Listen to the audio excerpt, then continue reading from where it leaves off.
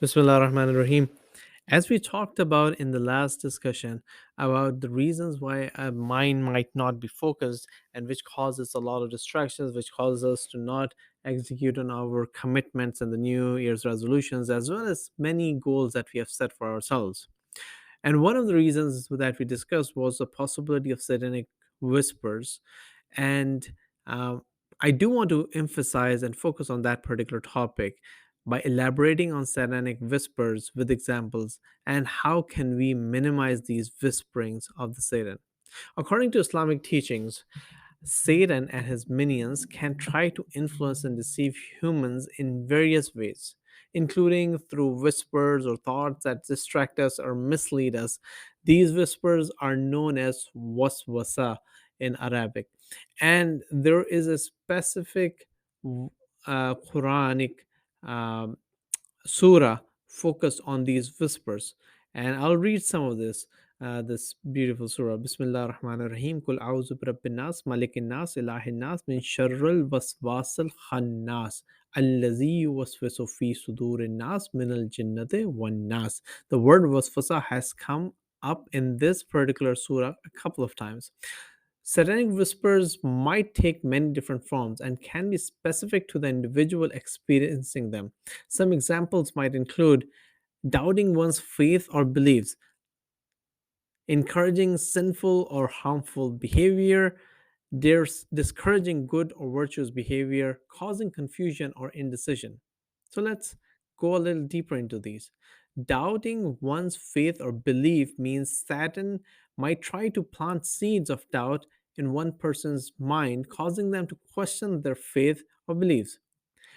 Another interesting thing is encouraging sinful or harmful behavior. Satan might try to persuade a person to encourage or engage in behaviors that are considered sinful or harmful in Islam, such as cheating, lying, stealing, watching pornography, gambling, and etc. etc. Discouraging good or virtuous behavior is the third type of satanic um, whispers, and this include in this case Satan might try to discourage a person from pursuing good or virtuous actions such as performing acts of charity or engaging in religious practices. The fourth example of these whispers is causing confusion or indecision. Here Satan might try to create confusion or indecision in a person's mind, making it difficult for them to make decisions or taking action. These are a number of ways that a person can minimize the impact of satanic whispers. And it's really important to follow these steps because sometimes we really need to tone out Satan in order to really deliver what we have committed. Some suggestions are there are four of these. First is seeking guidance and support from trusted sources, and second one is to recite dua. The third one is focusing on good and virtuous action. Then fourth one is the most important, seeking refuge in Allah. I'll start with the fourth one, which is the most important one, and going a little deeper into that. Seeking refuge in Allah means to repeatedly seek refuge in Allah and asking for his protection, and can also be a powerful way to minimize the impact of satanic whispers. And this is the very reason why Allah Ta'ala says in the Quran that people who remember Allah much again and again, they will be successful. That's the key.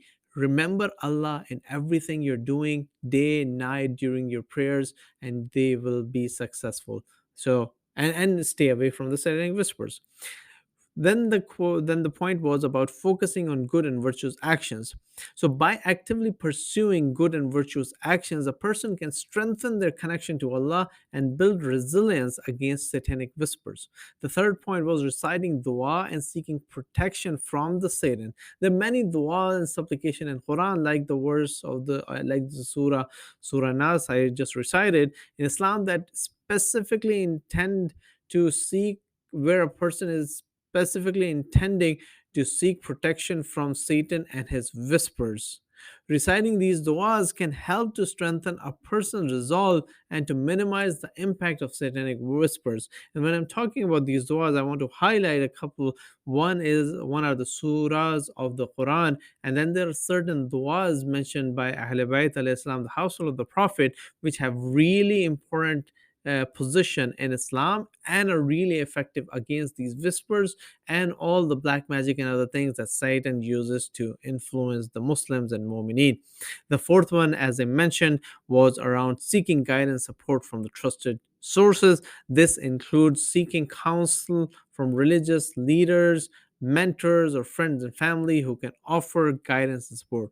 So ultimately, it is really important to recognize that satanic whispers can be a normal part of human experience. It's always true. It's always going to be happening because Satan was let loose, and Satan committed that it will deceive people. So getting guidance support from the right sources through the right means is critical to overcoming these whispers. Wassalamu alaikum. We'll talk soon.